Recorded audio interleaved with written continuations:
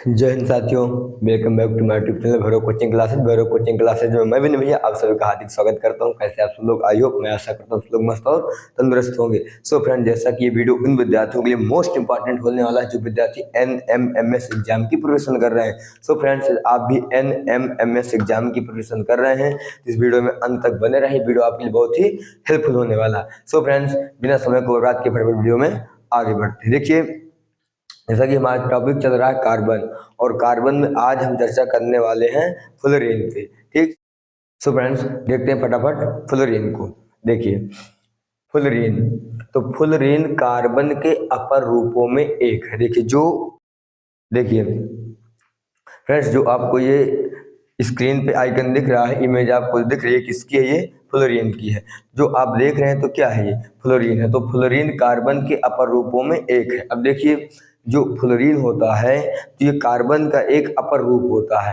अब भैया अपर रूप क्या होता है? तो अगर आपको अपर रूप को समझने में कोई प्रॉब्लम है तो इसको मैं बहुत ही अच्छे तरीके से एक्सप्लेन करता हूँ। सपोज दैट, मान लीजिए आपके पास एक, कह सकते हैं कि फोन है। क्या है भैया? हमारे पास में एक फोन है। अब देखिए, ये फोन मान लीजिए क्या हो गया, इसको मान के चलते हैं कार्बन। क्या मान के चलते हैं? कार्बन। यानी जो आपके हाथ में ये फोन है, ये फोन क्या है? कार्बन।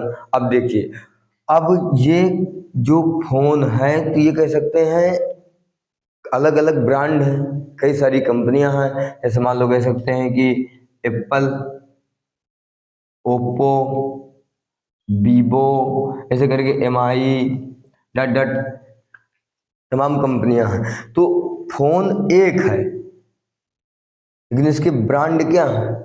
अलग अलग है। ये क्या हो गया? अपर रूप। देखिए, हम लोग एक मिनट, हम लोग जब बात करते हैं फोन की तो यहाँ पे कह सकते हैं कि ब्रांड देखते हैं, कह सकते हैं इसका मॉडल देखते हैं। लेकिन जब अगर हम बात करेंगे केमिस्ट्री के अंदर उसके मॉडल की, तो वहाँ पे हम लोग मॉडल नहीं कहते, उसे क्या बोलते हैं? अपर रूप। देखिए, जब कोई पदार्थ एक होता है और उसकी संरचना अलग अलग होती है, सपोज दैट फोन एक है लेकिन उसकी संरचना क्या होगी?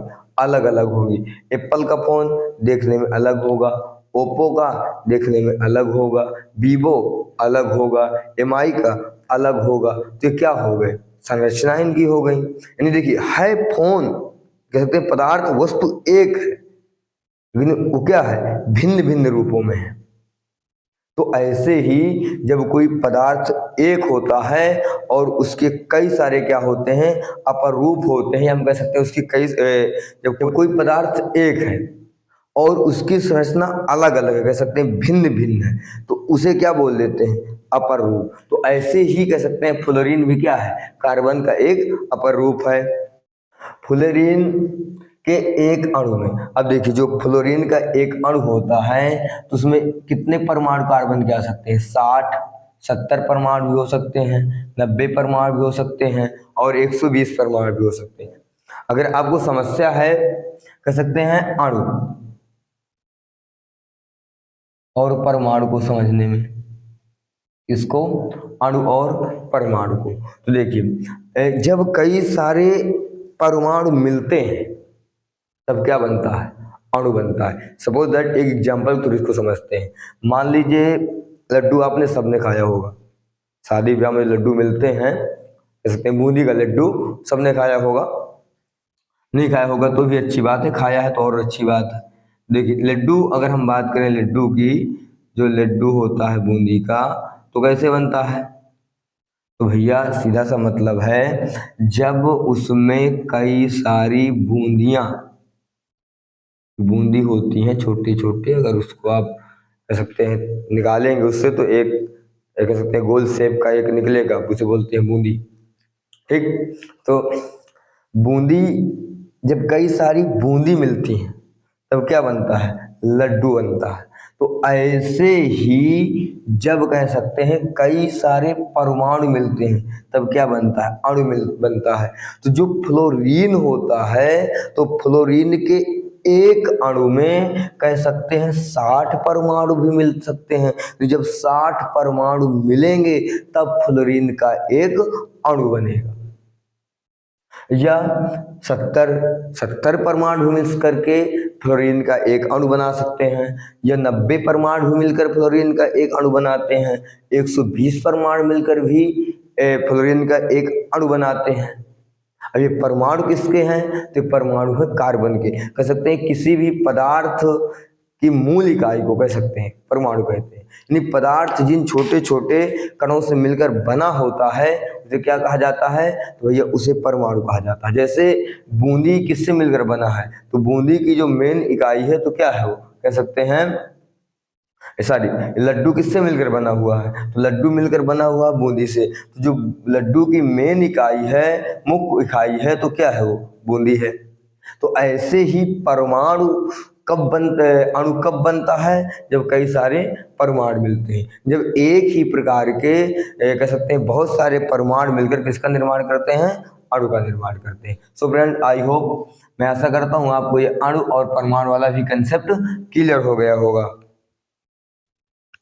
सो गाइस एक बार फटाफट में फ्लोरीन को रिवाइड करवा दे रहा हूँ। देखिएगा फ्लोरीन क्या है? तो फ्लोरीन भैया कार्बन के अपर रूपों में एक है। जो कार्बन के अपर रूप होते हैं उनमें से भी फ्लोरीन एक है। नहीं कह सकते हैं कार्बन का ही अपर रूप है कौन? फ्लोरीन। यदि आपसे पूछा जाए कि फ्लोरीन क्या है तो आपको मस्त एकदम गाते गुनगुनाते हुए बता देना है। अरे भैया क्या पूछ रहे हैं, कोई पूछने वाली बात होनी चाहिए ना। ये आप पूछ रहे हैं फ्लोरीन क्या है? तो फ्लोरीन कार्बन का अपर रूप है, बात खत्म।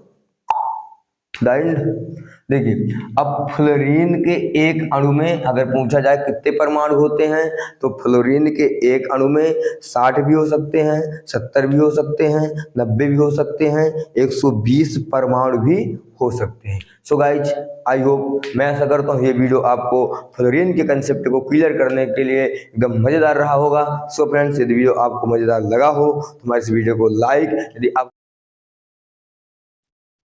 सो गाइज अब हम चर्चा करने वाले हैं आक्रिस्टलीय कार्बन पर। तो देखिए आक्रिस्टलीय कार्बन होता क्या है? तो उससे पहले मैं आपको क्रिस्टल और अक्रिस्टल समझा देता हूँ। देखिए कह सकते हैं कि हाँ कार्बन कितने प्रकार का होता है? तो कह सकते हैं कार्बन 2 प्रकार का होता है, एक क्रिस्टलीय कार्बन और एक अक्रिस्टलीय कार्बन। तो देखिए क्रिस्टलीय कार्बन क्या होता है? जिसकी संरचना जटिल होती है उसे क्या बोलते हैं? क्रिस्टलीय कार्बन। और जिसकी संरचना सरल होती है उसे क्या बोलते हैं? अक्रिस्टलीय कार्बन। मतलब जिसके परमाणुओं के बीच में अंतरा आणविक बल बहुत अधिक होता है उस कार्बन यौगिक को क्या बोल देते हैं? क्रिस्टलीय। और जिन परमाणुओं के बीच में अंतरा आणविक बल बहुत कम होता है उस कार्बन यौगिक को बोल देते हैं अक्रिस्टलीय कार्बन। ठीक, अब देखिए इसको मैं एकदम आपको अपने लहजे से समझाता हूँ। सीधा सा आपको दिमाग में इतना रखना है कि अगर तोड़ें और टूट जाए तो अक्रिस्टलीय, अगर तोड़ें और ना टूटे तो उसे बोलते हैं क्रिस्टलीय।